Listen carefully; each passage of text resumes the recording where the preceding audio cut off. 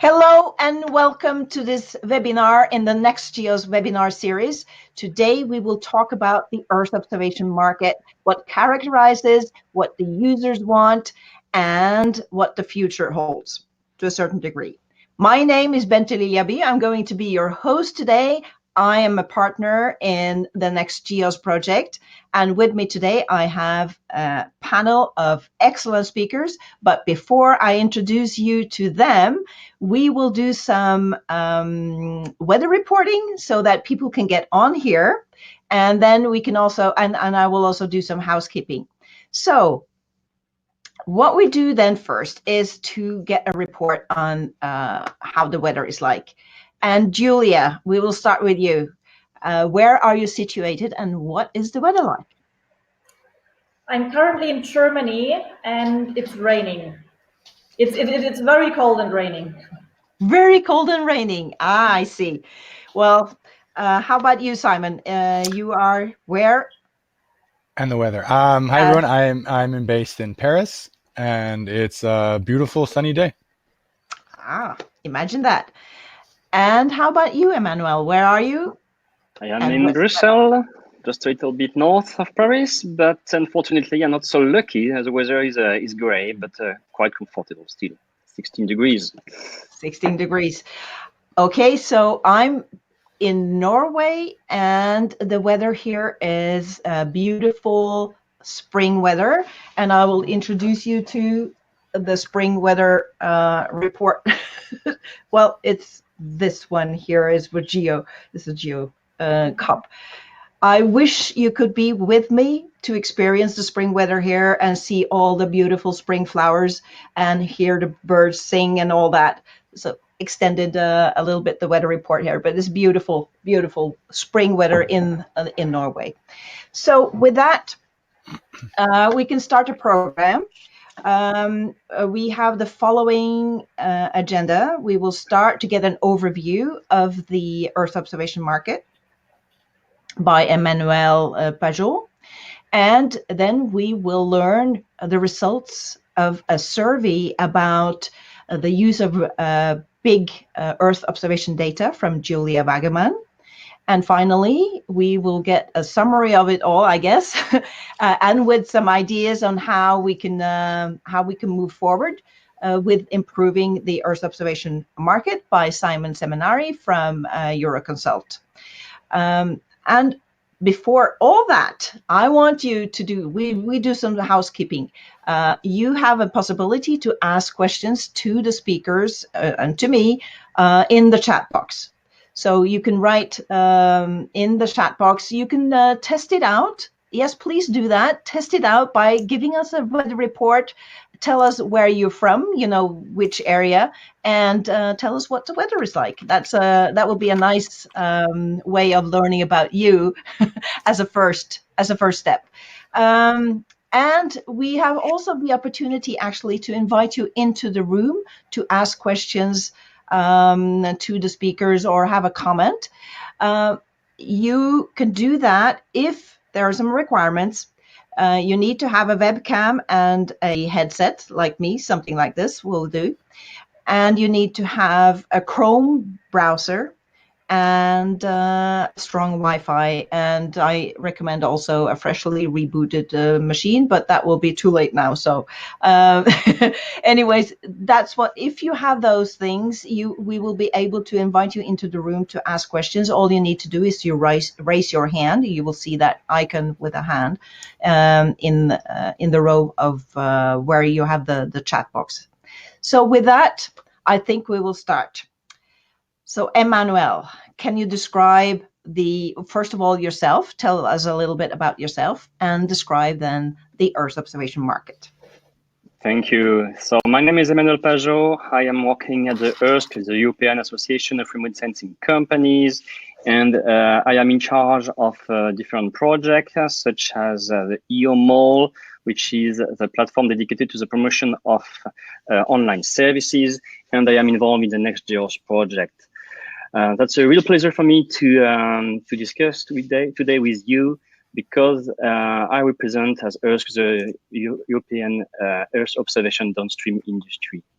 Yes, Why it is? Emmanuel, I will Yeah. just, before you start, I will just ask the rest of us to also turn off our cameras. We will come back, but we will turn off our cameras while you are speaking, Emmanuel. Go ahead now. Great. So, yeah, it's a great opportunity because actually what we have to see is that the Earth observation, or more globally the geo industry, is changing very, really fast. So we really need to know what is the status of the industry in order to understand what are the trends and what could be the future of this and what are the possibilities for our members to evolve.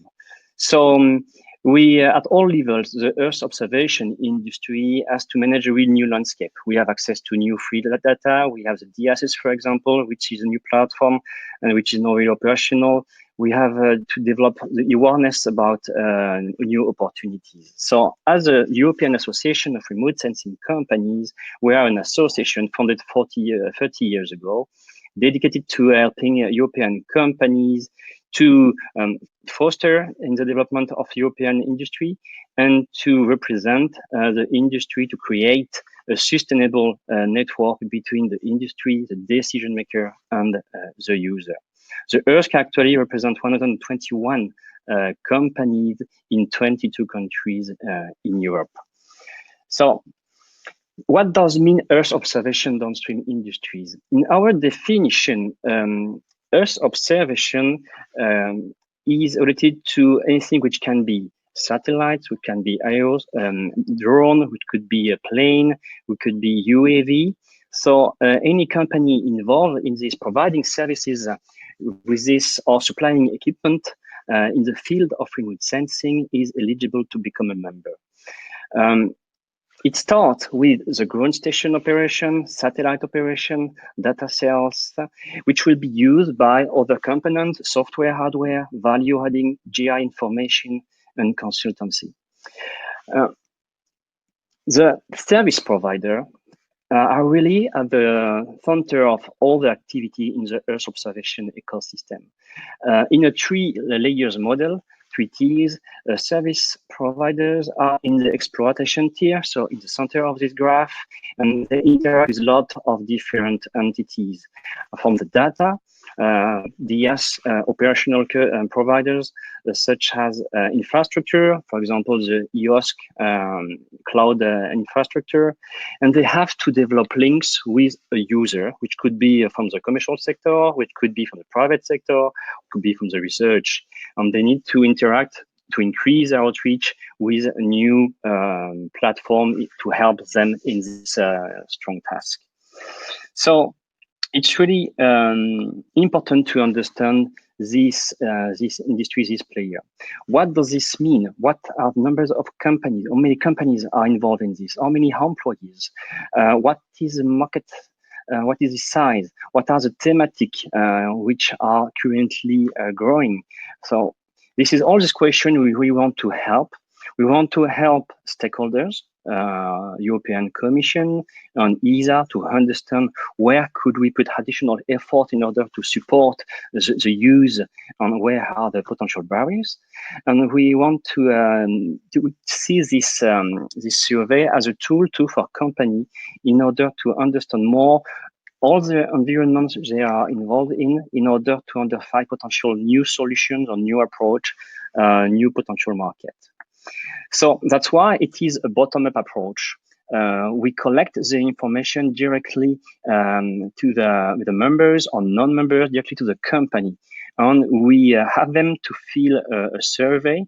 And it's the perfect time, actually, because we are actually collecting the data for this new industry survey, which will be published by the end of June this year. So in the slide you will have access to, you can see a link here. And if you are part of this ecosystem, please help us, support us, providing with some numbers on your activity. And if you are interested into the output, please look at Twitter, follow us on Twitter, on EOMAG, register on EOMAG in order to be informed on this new feature release. So if you need to remember one slide, this is this one. This one is a key one to understand what is a Earth observation downstream industry. 4 numbers. The first one is the number of employees. Close to 8,000 employees in Europe. A little bit more than 500 companies in Europe. 1.2 billion euro of revenues are the key numbers of the industry, Earth observation downstream industry. Second parameter, which is really important, and which will trigger the rest of the presentation and the rest of the activity, is a kind of companies. 99% of the companies are SMEs. It's very significant that only 1% is more than 250 employees. So if we have a lot of consequence in all the different activities and all along the fragmentation of this industry. It is linked because obviously when you are a macro company, you have less than 10 employees, but in fact, much more are much less. So what we can see here that in terms of company, small companies represent close to a third of the company, but they represent more than 30% of the employee. So in fact, small and medium companies,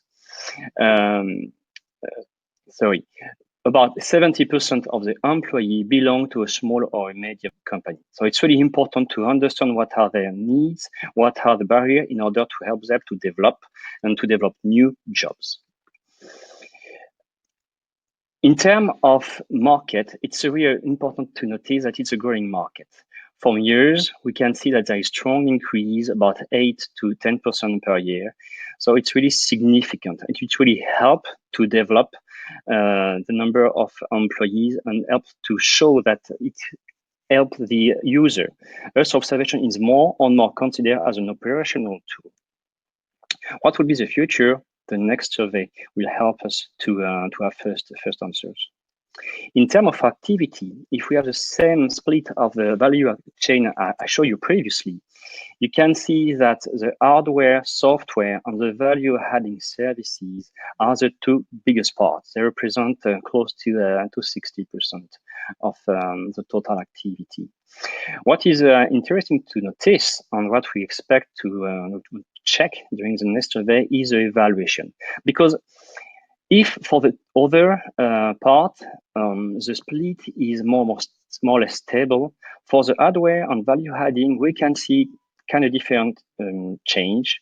The hardware seems to increase a bit, whereas the value adding services seems to be a bit lower. Let's see in the next survey how accurate it is. This is a normal trend. In terms of customers, Earth observation is a public market.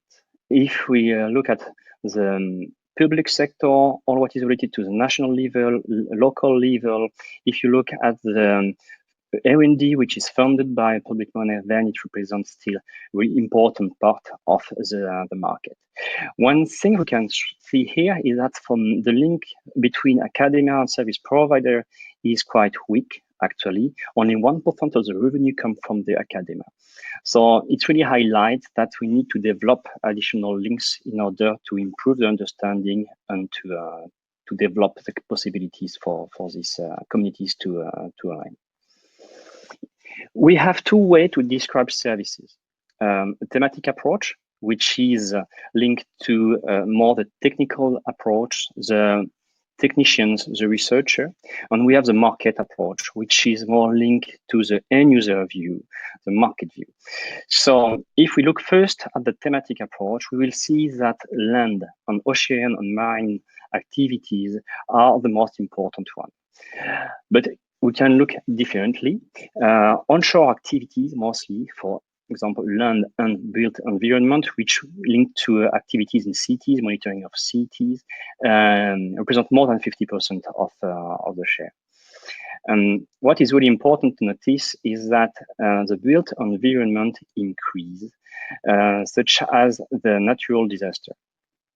And where the stronger increase is actually in the atmosphere and climate. If we look at the market, it's really difficult to have these numbers because for company, it's really difficult to say, yes, I have some revenues in this market, this other revenue in this other market. So it's really difficult, but we want to show this because I think it is the only source of information on this. You can see there is a strong difference between the different markets. Environmental and security, safety are really the biggest one. And then we have agriculture and oil and gas. And then we'll see that it will decrease quite fast. So it gives us lot of information, and we have to invest it again, of course. It highlights the maturity of some of this market. It may highlight too some lack of awareness on the possibilities to use Earth information in the sector. And it could be too, of course, linked to the market size. Copernicus is really a game changer. It has changed a lot of things for a lot of companies. Company had to adapt in order to manage the fact that new kind of data, free data, will be available. So it really changed a lot of things. The number we have actually come from the revenues in 2016. So a lot of things have changed from this date. It will be interesting to see of the variable bias, the use of Sentinel-2, which is really important, of course, in the mid of 2015, which was not completely implemented in the process, will change this. But we can see that a significant amount of company, more than 60% of the company, were using Copernicus data. But we can see that only a third of used the Copernicus services. It's 2 years ago. It was the beginning of a lot of things. Let's see what it will be in a few months to show the new trend. A third category or specificity of the Earth observation market is the link between the service provider and the customer. Traditionally, the Earth observation is a bespoke market. With more than 60%, it is obvious. The service provider has to customize the service in order to fit a really specific need. All what is related to the semi-automatic or fully automatic services is really low, but was really low, because we can see a trend again. When we made a survey end of 2016, beginning of 2017, it was really relevant to see that most of the company thought that the increase of the online services will be a major game changer. What they foreseen was that in 2025, the online market may have the same size as the traditional Earth observation market in 2016. So it really changed the perception of this market. Yes, the bespoke market will probably still be the most important, but we will see a new trend to these online services, which are needed by a lot of customers actually. So that's why ERSC built this EOMOL initiative dedicated to the promotion of online services. It has been live 3 months ago only, and it's quite impressive to see the already impact, the number of potential customers from all over the world, which is looking at the services which are displayed actually promoted on the EOMOL, eomol.eu.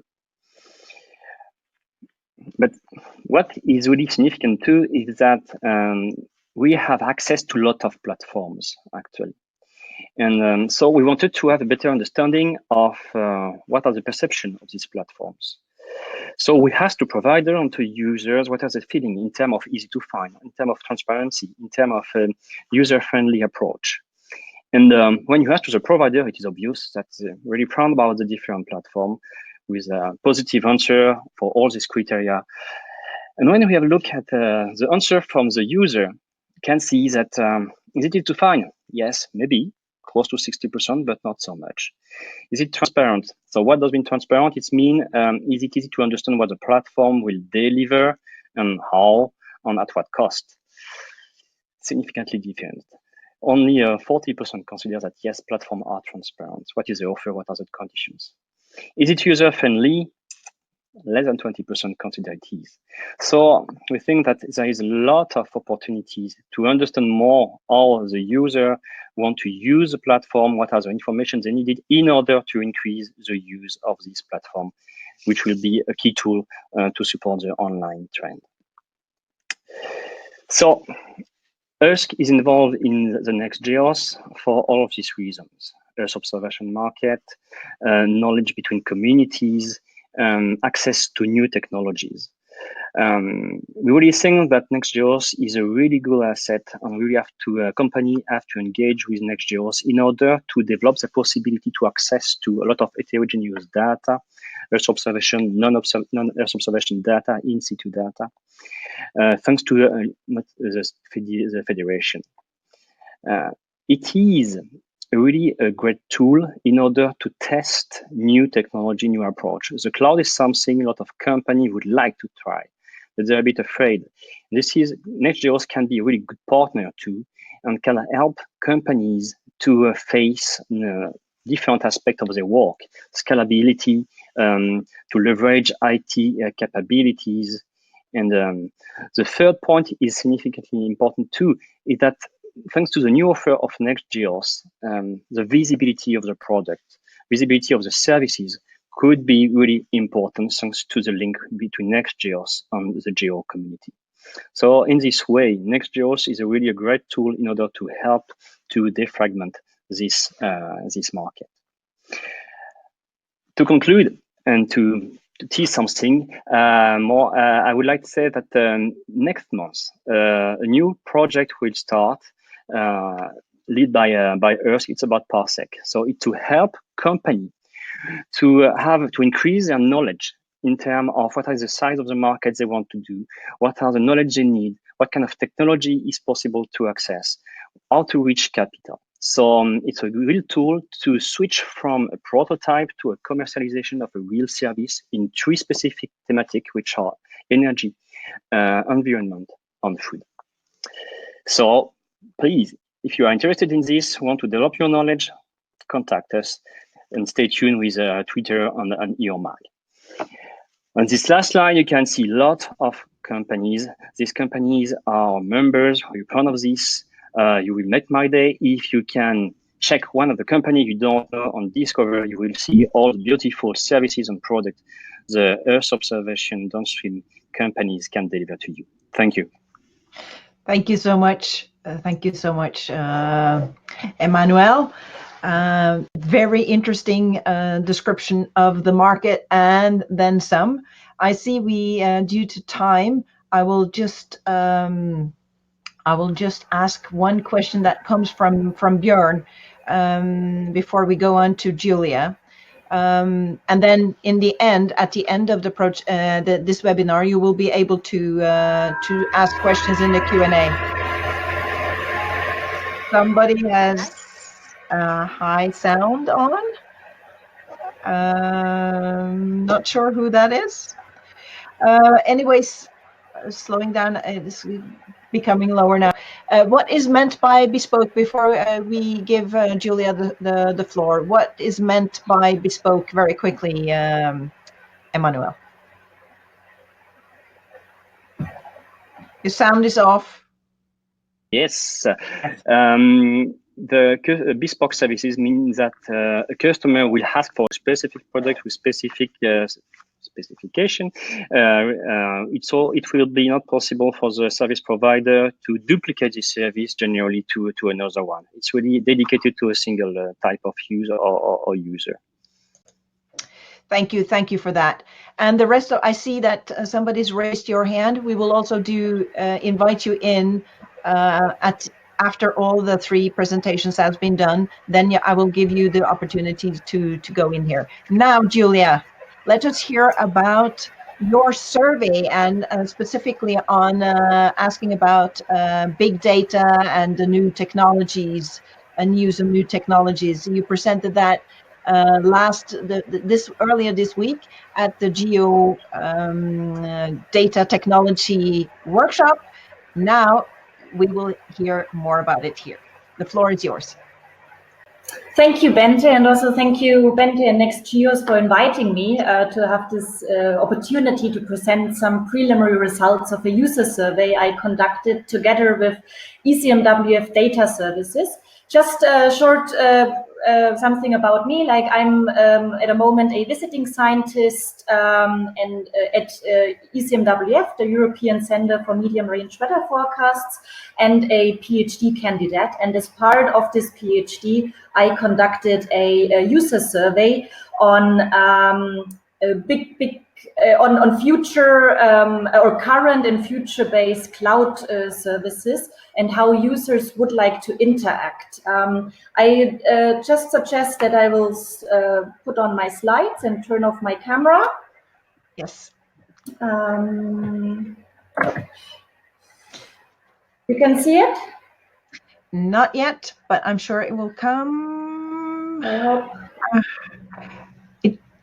You turn off your camera, but it doesn't look like you are sharing your or attempting to share your screen. Oh, a moment. Okay. Again. So while Julia is figuring that out, don't be shy. Ask questions in the chat box. Now you should see it. It's coming now. Yes.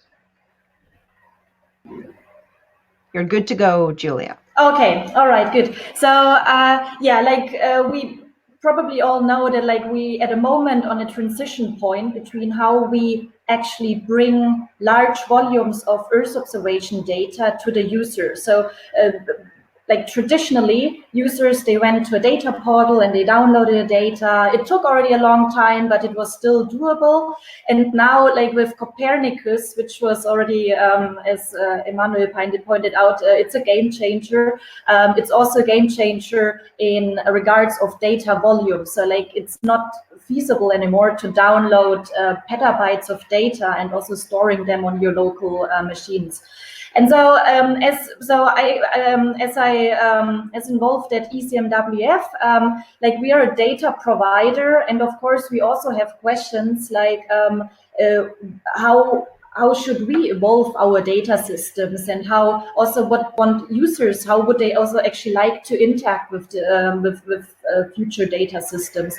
And of course, cloud technology, everyone is talking about it, and this is probably the way forward, and data systems and data will be offered via cloud-based systems, but there are still a lot of questions how we can actually offer a scalable, user-friendly data portal on the cloud.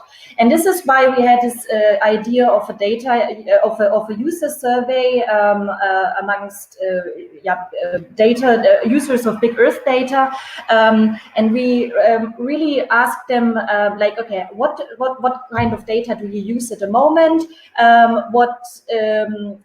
How do you handle data? What are the challenges at the moment? And then one bigger part was, how do you actually want to use the data in the future, and what aspects would be important if you use data in the cloud in principle. So we conducted a user survey. It is an online questionnaire. It was open between the 12th of November last year up to end of January this year, but it's currently as well again open. And if you would like to participate, I will share the link at the end of the presentation. We promoted it on various channels, on different mailing lists, on Twitter. So really, we wanted to get different kind of users who use Earth observation data, but also Copernicus products on air quality or climate, also users from meteorological and climate data. So not only in one specific domain, but we want to get a broad range of users. We had in total 213 respondents. And just to have a quick overview, so we, as I already said, we had like 6 topical sections, so just like some personal information to have some demographics, then some information about work, like what sector they work in, and if they put themselves more as a data user or data provider, how they use the data currently, so what kind of data do they use, what data formats, also what applications are they interested in, Then data handling, so how do they handle data? Do they use programming languages for analyzing the data, or desktop-based software? Are they currently satisfied with how they actually retrieve data? Then some data challenges, based on data volume, data formats, data plot platforms, data discovery. So we ask like a full range. So what challenges do you have at the moment? And then a larger section on future data services. Are you motivated to migrate to processing tasks? If you use the cloud, are there legal aspects that are very important for you? So has the cloud to be based in Europe, or it doesn't matter? Is it important for you that the cloud is publicly funded, or you don't care? So we ask these questions, and I will give today, I just want to point out that it's preliminary results, so I will give a descriptive overview, and the focus is on the current data use, but also more on the focus on how users would like to use future cloud-based data systems. Then at the end, I will give a short outlook what we still plan with the results we got. So a short overview, around 36 different countries responded. Most responses came from Germany, United States, and the UK. And the age groups was the most respondents were in the age group between 30 and 50. It was a bit too quick. Most people are like, around 40%, they work at university or in research, but we also had people working in government, also in established companies, and a small amount also in startups. And most people, they identified themselves as data user, and around 16% they said data provider, and also like a small amount, around 10%, they said like they are both data user and data provider.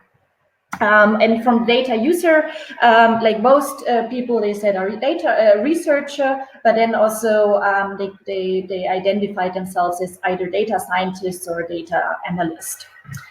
How users use data at the moment. So we ask what data do you use at the moment, and what data would you actually like to use in the future? This is the left graphic. And on the right, we also ask, okay, what is the reason why you actually don't use the data you would like to use in the future? Why don't you use them at the moment? So is there any specific reasons, or what are the obstacles?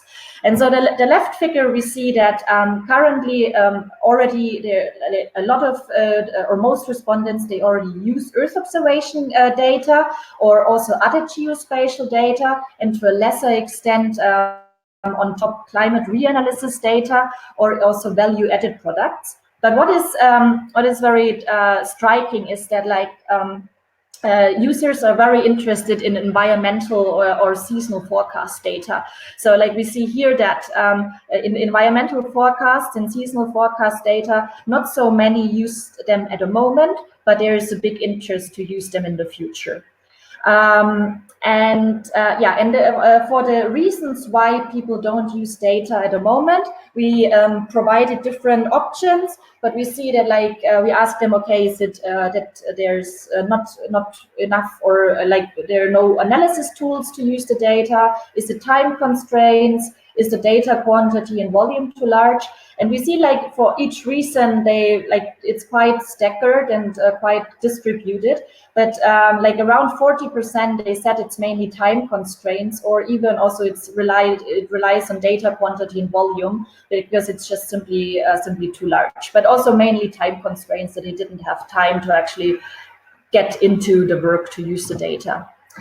How users use data. So only 4% did say they don't use any programming language. So programming is well is used, and the main programming language is Python with around almost 80%, and then it's like followed by R with a bit more than 40%, and then other packages or tools like GDAL was also on third place, and then followed by JavaScript and even Fortran, which probably comes from meteorological and climate data users.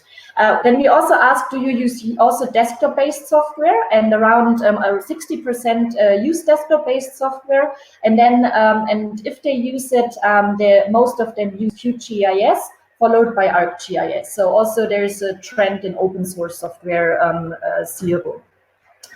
Regarding data access systems and how they are satisfied with those, we asked, like, how do you retrieve data at the moment, and how do you would like to retrieve data in the future, with what kind of data system you don't have any interest. And so we gave different options, from download service, from an OT web services, a virtual research environment, a data cube service, a cloud computing infrastructure. And what we see here on the left is like that, there is a big interest in the future to use cloud computing infrastructure, but and the same also to use data cube technologies and spatial era databases. So there is a trend that, and there's a big interest to go to cloud or trying out and seeing what benefits they could offer. Regarding the satisfaction, I wanted to point out that, like, okay, at the moment most people use the download service, but they're not very motivated to use it actually in the future.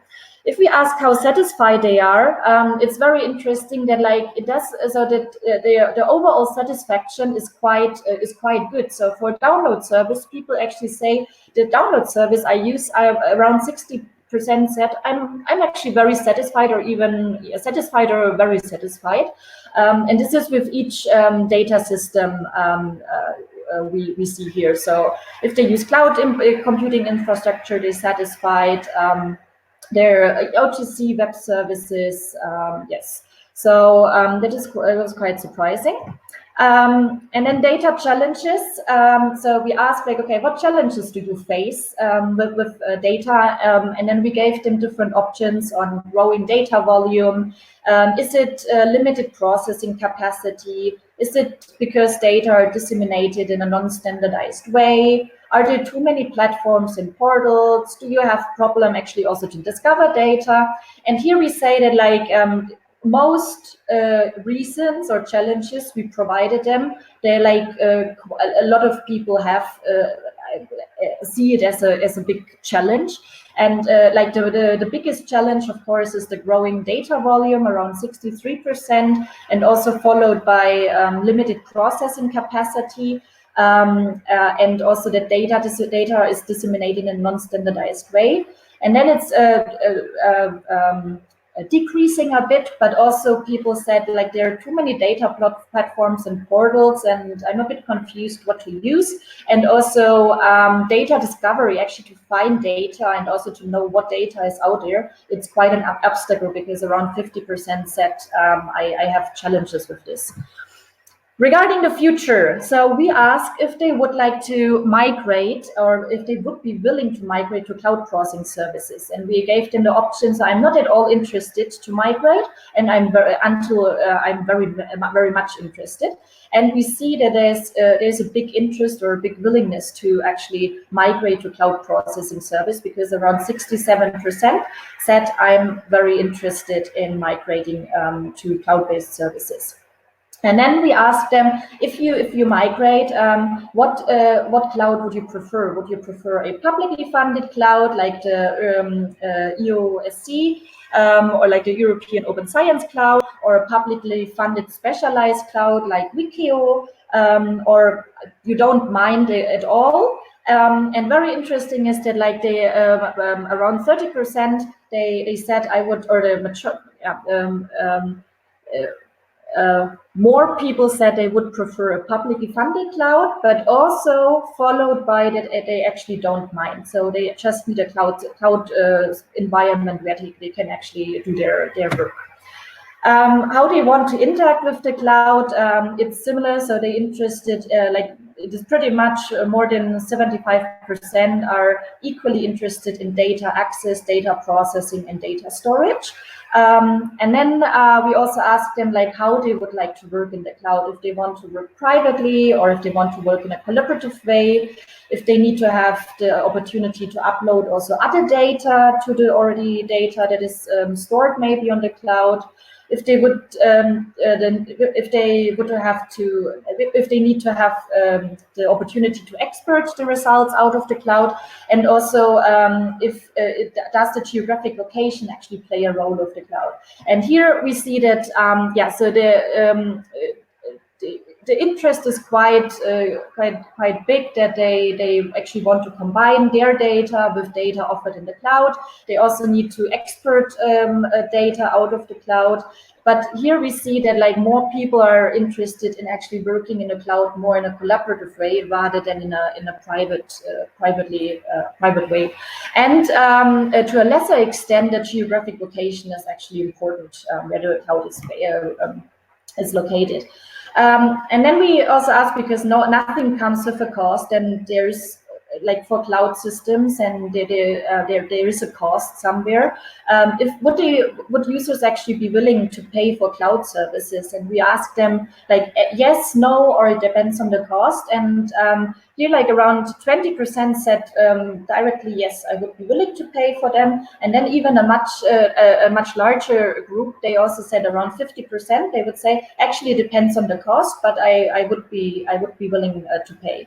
And most people would be willing to pay for data processing, followed by data storage, and then to a lesser extent they would be willing to pay for service support or also data upload.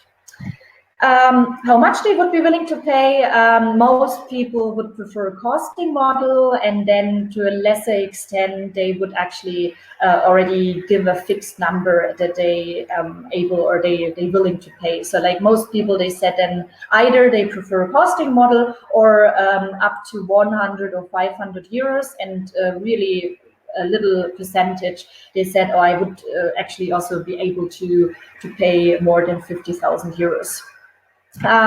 So yeah, this was just a short overview, and as I said, it's preliminary results. As for a preliminary conclusion, we see that there is a general motivation to migrate to cloud services, but of course, currently,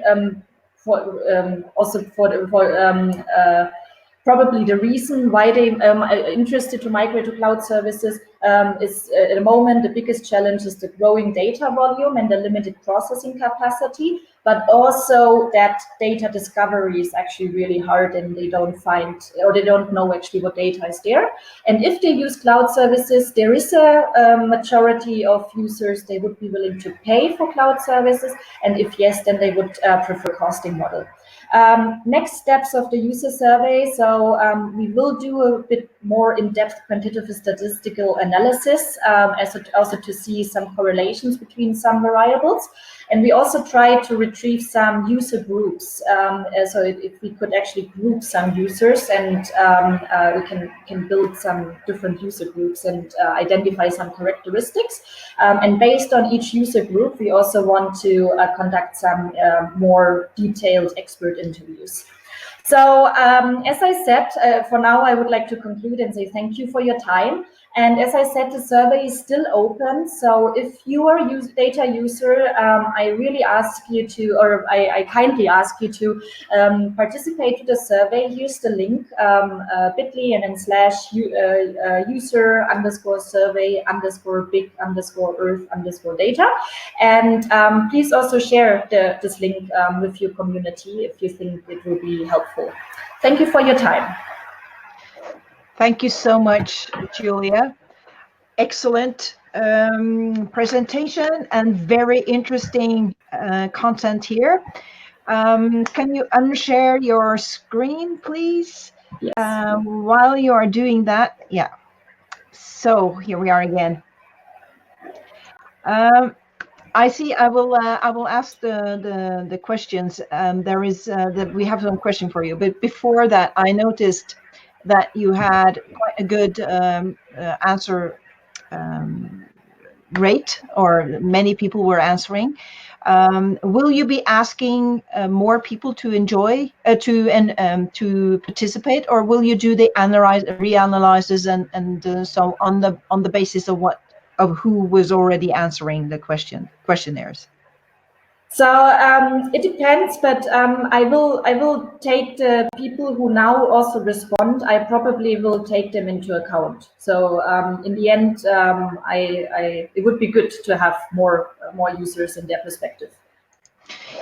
Yes, and one of the reasons I'm saying that is that when you were presented this at the workshop, the GEO workshop, Karsten Detman, one of the principals of GEO, representing Germany, he pointed out to me the high percentage of answer from Germany, 23%, I think it was.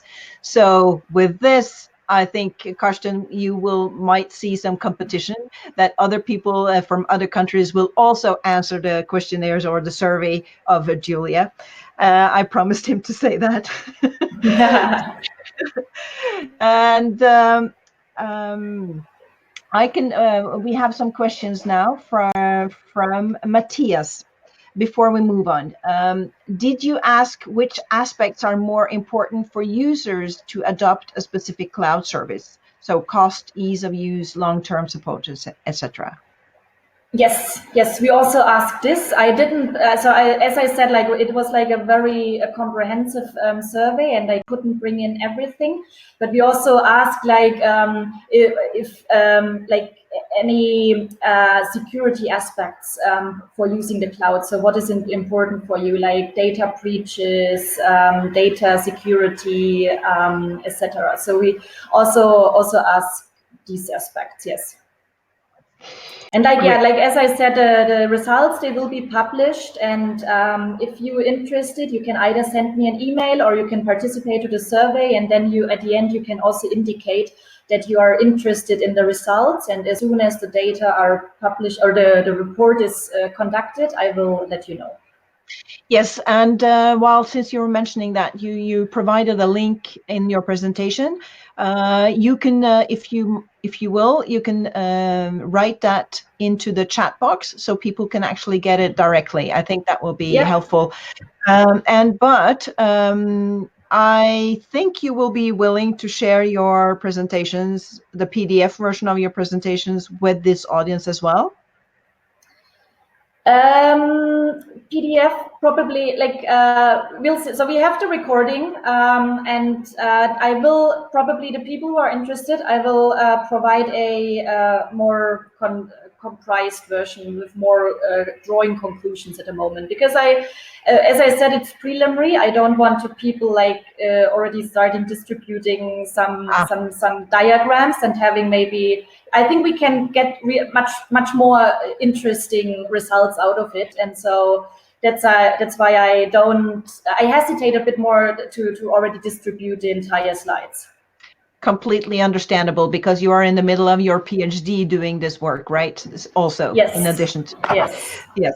So, but you have the recording. This replay will be sent to all of you who registered, and we will publish also later when we do some work on it. This webinar. The other presentations, however, will be provided to you. If you stay on to the end, you will get the PDF directly here in the webinar room, or you will see it on the nextgeos.eu website later. We will take more questions at the end of this webinar. So hold on. I see that the person who raised their hand has unraised their hand.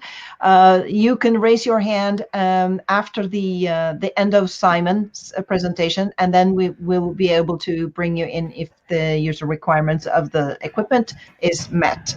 Now, Simon, it's your turn. and you will tell us, have some ideas on how we can overcome the fragmentation of this Earth observation market. Yes. And introduce yourself first. Oops. Yeah. Sure. Let me just get this set up. Can you see my screen and it's all visible? Yes, we do. Okay. Well, hello, everyone. My name is Simon. I am a senior consultant at Euroconsult. We are a Paris-based consultancy specializing in the space markets. And we're part of the NextGeos consortium, focusing more on the benefits assessment and sustainability aspects. So I'm very glad to be speaking here, and I have the enviable position to be presenting at almost 3 o'clock on a Friday. So I'll try not to have everybody nod off. I'm glad that there's quite a good synergies between what Emmanuel presented and what Julie did as well, and with what I'll be speaking about. So very quickly, I suppose I should say that the sort of a sneak peek answer is that I do not have an answer to this question. I don't think an easy answer exists. And the point of this presentation is to kind of launch the debate, look at the issues, and contribute to the debate rather than try to end the debate by solving it. So I just want to manage expectations on this. I have about 8 or 9 slides. I do realize we're kind of short on time, so I will try to be brief and move through this quickly.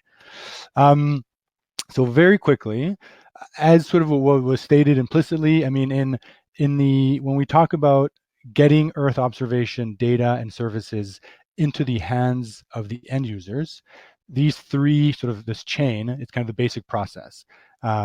So we have sort of discovery, which basically refers to basically having either Earth observation experts or non-experts, basically any kind of end user, they need to discover the data first. It's kind of the key first step to enter the world of Earth observation. But there's definitely a big challenge to discovering the data. And as sort of Julie's questionnaire said, many people are sort of overwhelmed and sort of they're blocked at this first step. The next step is accessibility. So this is basically the challenge of accessing relevant data, but in a way that's rapid, that's cost effective, that's easy to use. And we're seeing, with sort of petabytes of data coming online every year with Copernicus, with all the systems, commercial satellites as well. It's almost more difficult to sort of navigate this ocean of data and to access it in a way that makes sense.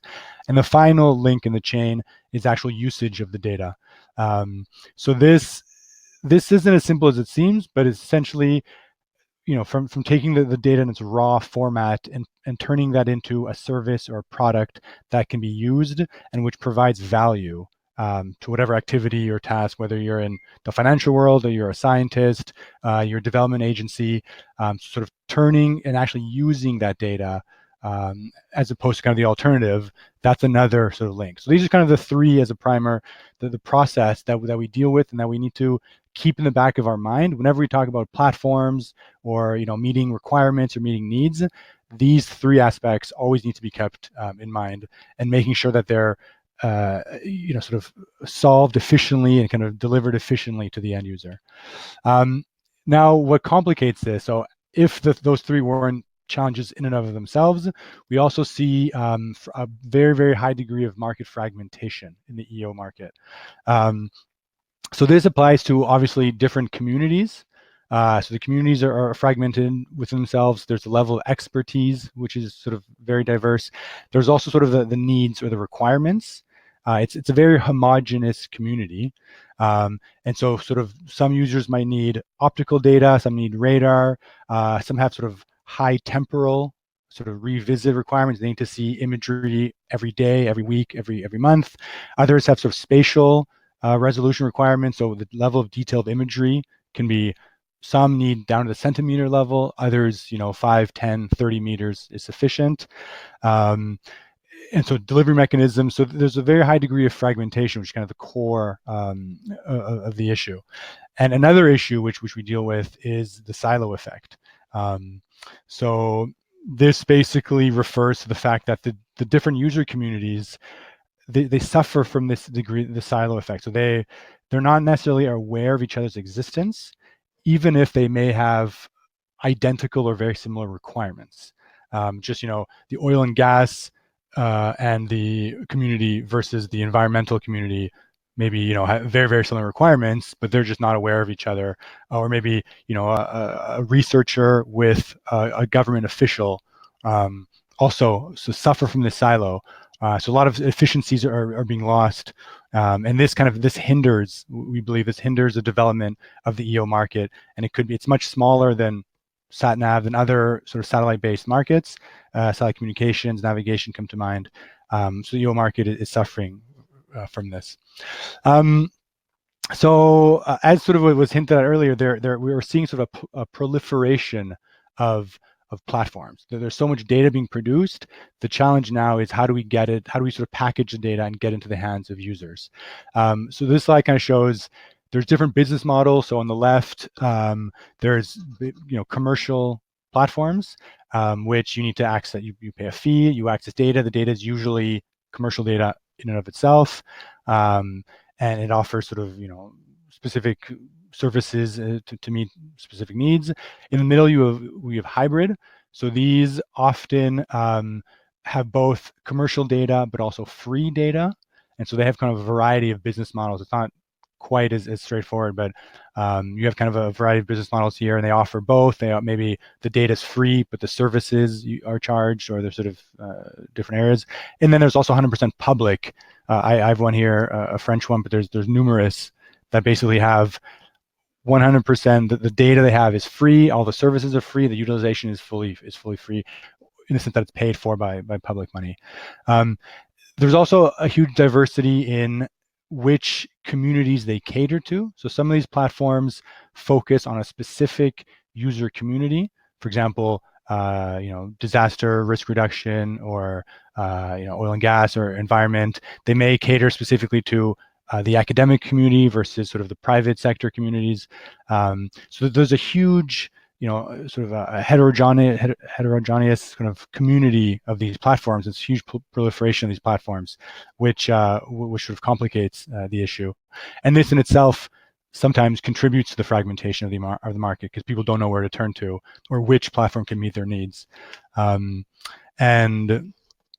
so this is kind of a big issue. And there's always the element of sort of a trade-off, in the sense that if you focus on a specific user community, then you may be able to meet those needs in a more easily, but you sort of contribute to the fragmentation of the market. Whereas you focus on a widespread, and you kind of, we have data for everyone, and we have these bespoke services, we can meet sort of any user community needs. Then there's also challenges to that, because you kind of have you're less focused or less targeted. So now I want to move to not the solutions, I suppose, but kind of measuring what benefits Next.Geos or other platforms can have.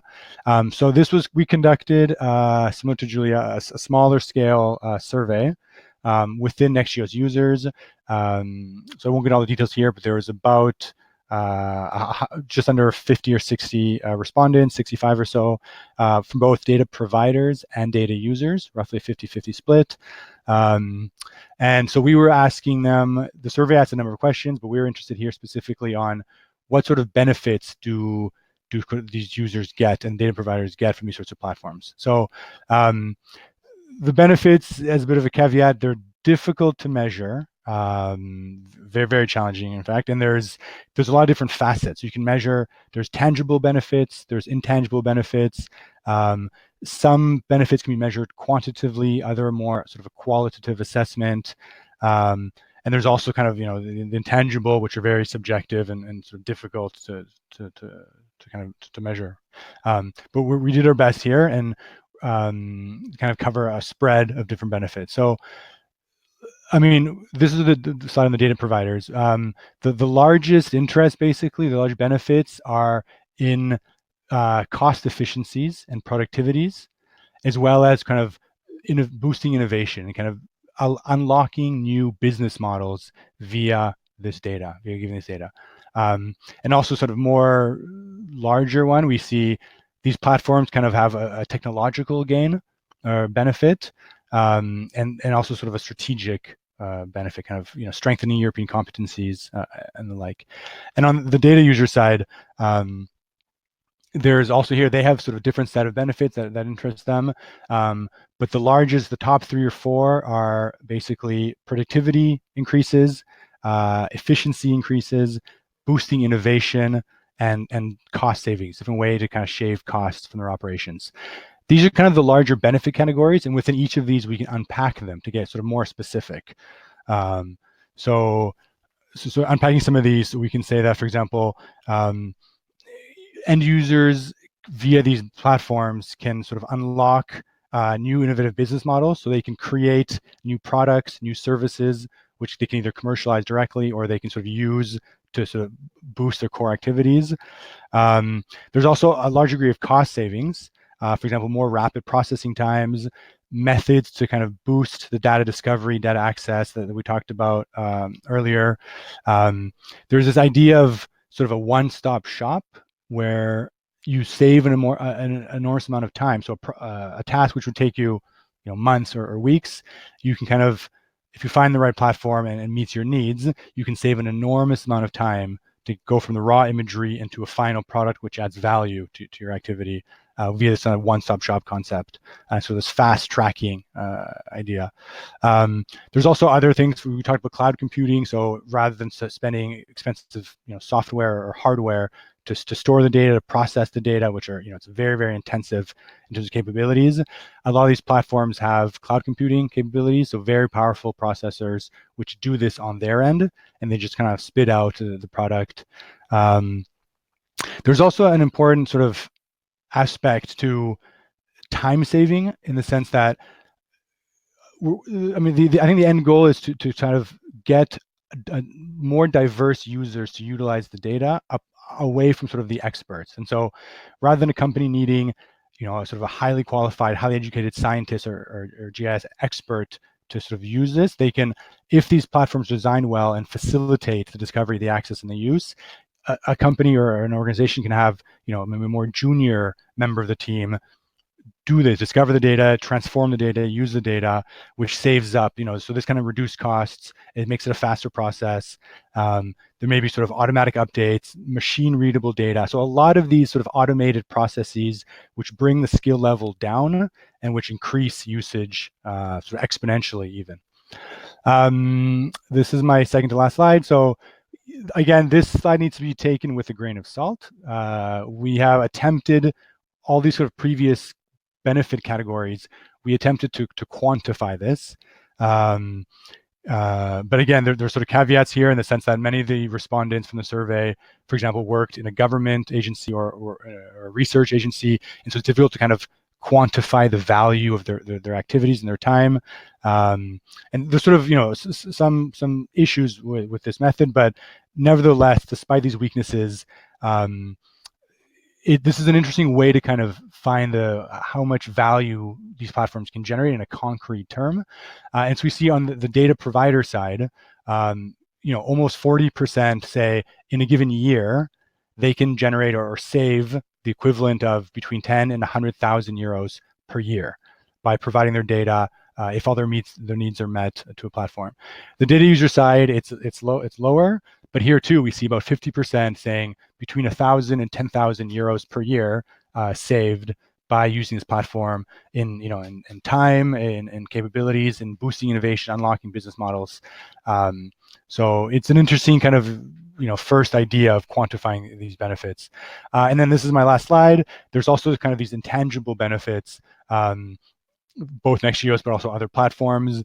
And sort of the top 3 that are the main interest are this network effect, which can help to defragment this market, because there could be various user communities which are sort of unaware or underaware of each other's existence.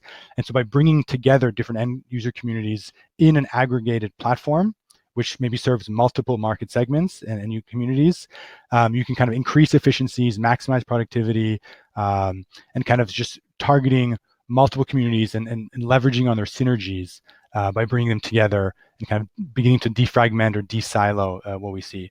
This is also done sort of a one-stop shop. All needs are met in one place. No need to kind of hop from platform to platform or waste time on accessing and discovering data. And then finally, the lighthouse effect. So the idea would be, via this one-stop shop, you have a critical mass which attracts additional users, which attract additional data providers, and you have this virtual cycle if you reach this critical mass. And so you can kind of draw people together. And also sort of sometimes my last point is the lighthouse effect doesn't only mean attracting people, but also sort of redirecting them, connecting as a map where they can come to one location and see, my needs can be met by going here, and they can very quickly navigate this very complex and complicated market to find the data they need that serves their needs. So that's everything. I tried to go as quickly as I could. Again, it's not sort of a full solution, but it kind of launches the debate and helps to kind of solve the problem. Thank you. Thank you so much, Simon. That was excellent and exciting, I think. And I think it's also very useful for the entire Earth observation community to have this collectively. I think that all the three presentations today gave us a very good overview of where we are and where we potentially could go. I have a question. Well, now we are in the Q&A. So all of you, please write questions in the chat box and then we can answer them one by one. And now is also the time for you to try to raise your hand, and so we can invite you in. While you are doing all that and contemplating on that, I can see that we have one question, and it's semi-answered, but I will read it anyway, Björn, in case it escaped some of the audience. So Björn is wondering and asking Julia if we, in this case, EOSC stands for Earth Observation Science. What is Cloud? Yeah, cloud. Thank you very much. Could help in any way with the survey work. Your work is very relevant, especially with respect to the cloud, Earth Observation Science cloud and DS landscape, which is part of what I have mentioned earlier, at least, the fragmented landscape. So, Julia, do you have any a response to Björn here? Yes, I already wrote yes, it would be great. So it's exactly. I also included the European Open Science Cloud as an example, as a publicly funded cloud. So if Björn could help us with promoting the survey. But of course, I also see that, since I said I also want to conduct some expert interviews, we could discuss some more detailed aspects. Also, the European Open Science Cloud Consortium is interested in, and then I can also bring this into the expert interviews, and we will chat via email. Yes, excellent. And I think that with that, yes, it's the European Open Science Cloud. I don't know what happened to me with the with the reading there.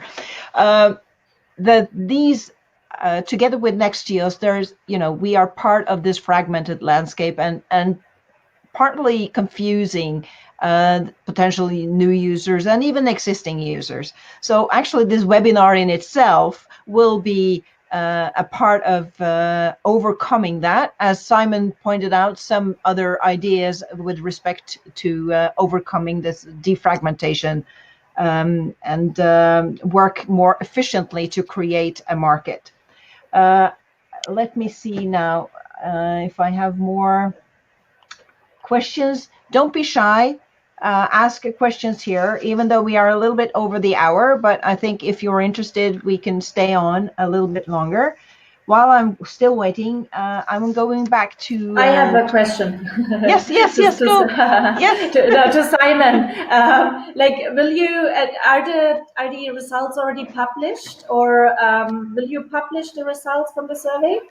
Yes, so we've prepared sort of a draft report, and it's been, at the moment, it's still kind of making its way through the internal Nexios labyrinth, I suppose. It's being validated internally. I suppose once there's sort of internal validation or approval, and then we'll send it to the European Commission as one of the deliverables. But I assume, again, once the sort of project leadership signs off on it, I think it's open for public dissemination, if I'm not confused. Yes, I'm getting yes. So that case, we would be happy to share. I also want to add the fact that we're actually doing the survey in 2 steps. So the first one, as Nexios is sort of in the process of being constructed, it's kind of in the alpha phase. It was kind of restricted to more internal. The survey was kind of directed towards internal respondents, whereas in phase 2, which will be in 2019, it'll be kind of directed to an external audience. So I'm happy to share the results. I'm also very curious in your work, and I'm very curious in your methodology and how you conducted in your responses, because I think there's a great degree of synergy between our work. Excellent. So we can be in touch. The short answer is we'll be in touch, and I'll send it to you as soon as I get the green light. This is what I mean. This webinar in itself is helping. So I have a question from Pekka to you, Emmanuel. You said that 99% of the Earth observation market is filled by SMEs, so small to medium enterprises. Do you see this will merge into bigger companies in the future? For example, smaller companies being bought by bigger ones? This is a really interesting question, in fact, and this is really the current situation. We can see that the value chain is completely stretched. It starts to be stretched. It means that small companies sometimes have been bought or share have been acquired for a large part by end users, thematic end users. On the other side, yes, it is true that some bigger company can buy some small company, obviously, which is kind of classic approach. But the big question is, what about the new digital players? We have this company, GAFA, and so how do they fit in the current value chain? It's really difficult to say. Are they more in the upstream, downstream? Are they everywhere? Basically, yes. They have strong capability, technological capabilities and marketplace capabilities. So we can see that there is a big change actually, and this is exactly what we want to understand. And how can we improve this understanding in order to maximize the value of companies in order to benefit at the end of this evolution? Very interesting. Thank you for that question, Pekka. The others, if you have questions to each other, please, the other speakers, I mean, please raise your hand visibly in the video or just speak. Meanwhile, while you're thinking, I have another question for you, Emmanuel, because you mentioned the value-added sector as a not the biggest one of the sectors. Yeah. But to me, is that so that this is where we could potentially make better use of all the plethora of Earth observations data that is actually accessible right now? I mean, would that be a growth sector? Have you any reflections on that? Yes, I may say that previously the added value subsector was bigger than the IT software and so on. And we can see that there is a new equilibrium which starts to be built because I think it is a link to the evolution of the access to data. So no end user have the possibility, have understood that they could integrate more some process in their own process. So that's why they may ask more to develop services, to develop softwares. Before, people wanted to have a product. So it's really a change of mind. So it is something which is really really interesting. Yes. Yes. Okay. Thank you for that.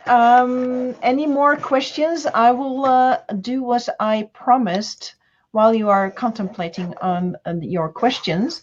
I have I have at least now I can share with you the one I have uploaded, namely the one from Simon. I think you can access it now. No, not yet. Wait a minute. I was messing up here.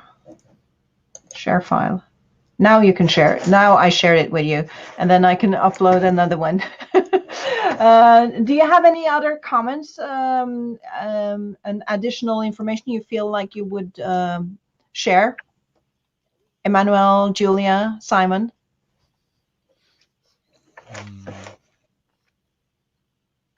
No. No. Not from my side. Just yeah. Thank you again, Bente, for inviting me. Thank you for showing up. I think I don't see people asking any more questions. So I think I will just ask you, each and one of you, to tell us where people can reach you. Do you have a social media handle, email, etc.? You have someone on your presentations, of course, but if you could share that also in the chat, I think that will be very helpful. Twitter accounts, LinkedIn, if you are on LinkedIn, Facebook, and so on. That would be, I think that would be appreciated. Just a comment, Bente. Sorry, I can see that Pekka had a sentence about the fact that there is no company from Finland in Ersk. So it's really interesting. That's true. We have some lacks, and it's not a goal, a aim for us to have a company from all over the country. But of course, it would be great to understand more what are the needs, difficulties from all the different countries.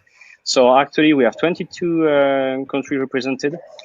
Finland, for example, is not. So Pekka, be really interested if you are interested to discuss with you in order to understand how we can improve the situation.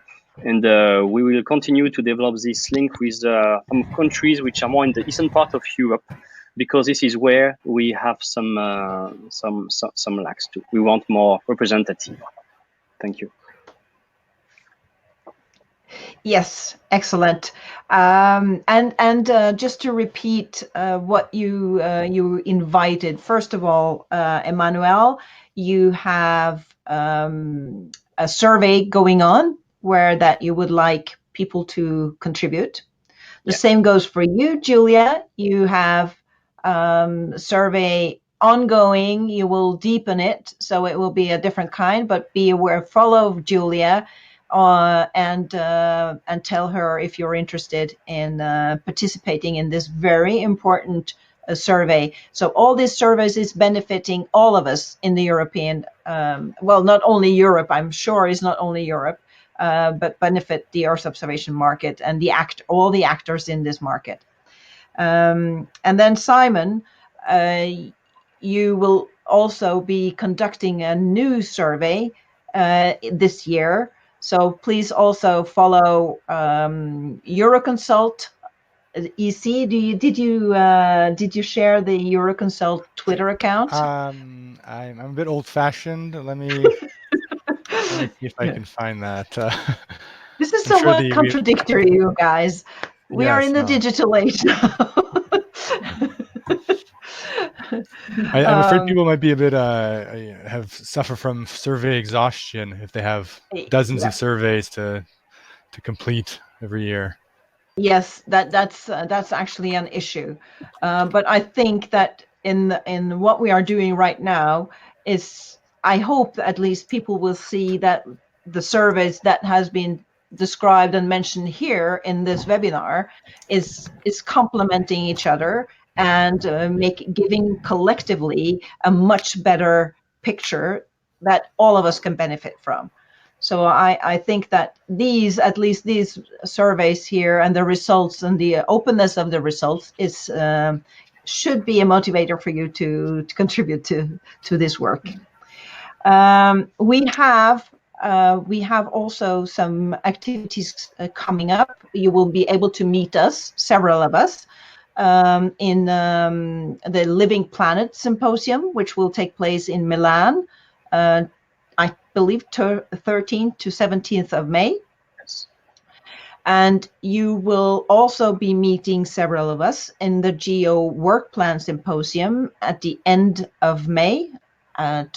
27 is one of the dates, but I don't remember exactly all of them. And then we have in NextGeos, this is the NextGeos webinar, we have the NextGeos Summit coming up in July, 1st and 2nd of July, just prior to the EuroGeos workshop. Please follow us on Twitter to make sure that you don't miss the opportunity to register for that event, and also participate with posters and so on. So the NextGeos summit will take place in Lisbon. I'm looking forward to go visit Lisbon again and meeting all the Earth observation communities. Then this is a webinar of the NextGeos webinar series, as I said, and we have a monthly webinar, at least one webinar a month. And the next will be on the 23rd of May, and it will be Marie-Françoise Wadreau from OGC, who will address onboarding on these platforms. We want to help people use these platforms to be able to benefit from all the Earth observations data. And so we have developed a system for onboarding that Marie-Françoise will talk about. Then again, you will meet Emmanuel for sure in June, where you will present, and we are very excited about that, the results of the survey from ERSC. Obviously. Yes, so that's the follow-up from this webinar. So make sure that you follow NextGeos also on Twitter, and go visit nextgeos.eu for more information. With that, any other commercials from you, Julia? You already had mentioned where you wanted us to go, right? Yes, yes. So please participate to the survey, and yeah, if you have more questions, then get in touch via email or Twitter. Yes. Simon, anything you want to add? Any exciting events that you want people to don't miss? Except the ones I mentioned. Is all good? And Emmanuel? No, thank you for this opportunity to discuss and to have some your views. It's really interesting as usual. Yes. Thank you. Thank you so much for participating, and until the next time, bye-bye for now. Bye.